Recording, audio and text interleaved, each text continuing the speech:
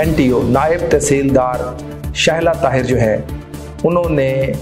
Corruption की तमाम तर जो हदें हैं वो कैसे अबूर की। गौहर शाह जो है ये सबसे पहले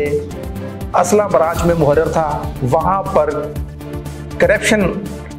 के इतनी दास्तानें इसने रकम की कि इसको वहाँ से नौकरी से बर्खास्त किया गया। एक चपड़ासी हाजी अहमद, जिसको आप स्क्रीन पर देख रहे होंगे, ये चपड़ासी जिसके पास अब लाइसेंस है वसीका नवीस का, ये वो फार्म हाउस बनाकर बेचता है।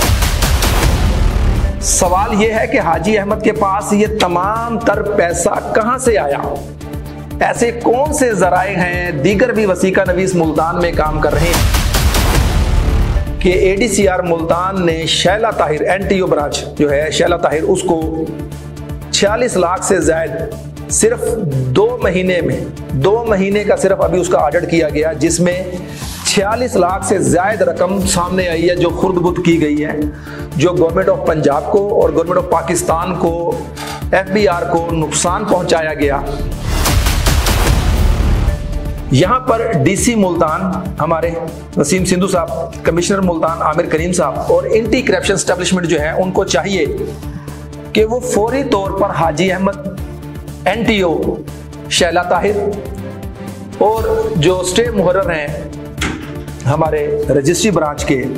उनके खिलाफ एक शफाफ इंक्वायरी वो शुरू करें और उसमें ये तमाम तर चीज़ों को रखें, जो तमाम तर सबूत एविडेंस हमारे पास मौजूद हैं कि इन्होंने।